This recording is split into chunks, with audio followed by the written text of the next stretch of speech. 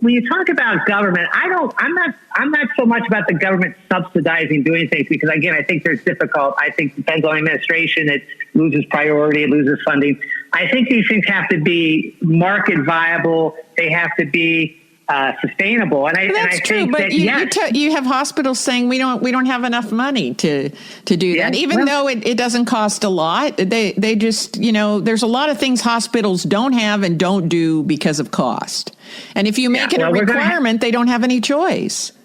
I agree. So I do think there's policy that's going to have to drive that. And again, I think the trade-offs, I think the savings, because of the burdens of some of these things, are going to actually pay for themselves. And these costs, like I said, have gone way down. So absolutely, there needs to be expectations, requirements around those types of things.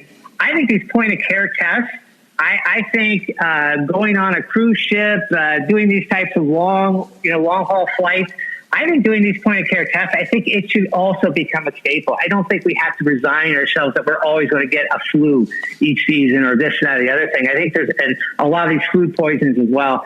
I think, and again, we can develop these, and we saw this in this pandemic. Literally, within days, we had designed a diagnostic.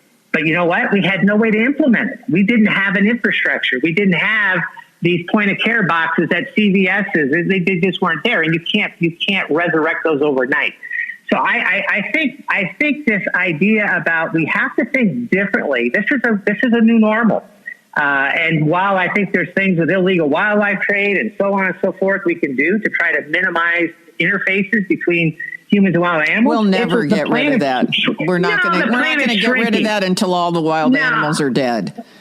Exactly. And so hey, we have to kind of live within our constraints.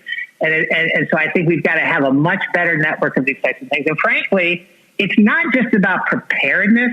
I actually think this can improve the quality of life. I think we can jump on sicknesses and outbreaks quicker. I think we can have less people hospitalized because of infectious diseases.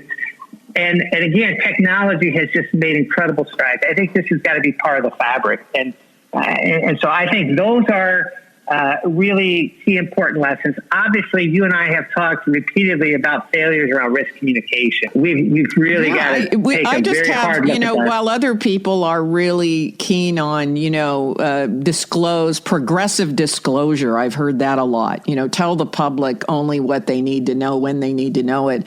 I say, what? If you don't make that threat real, if you don't show them what it really means, and you don't turn it into planes crashing into a building, then you leave it open for interpretation.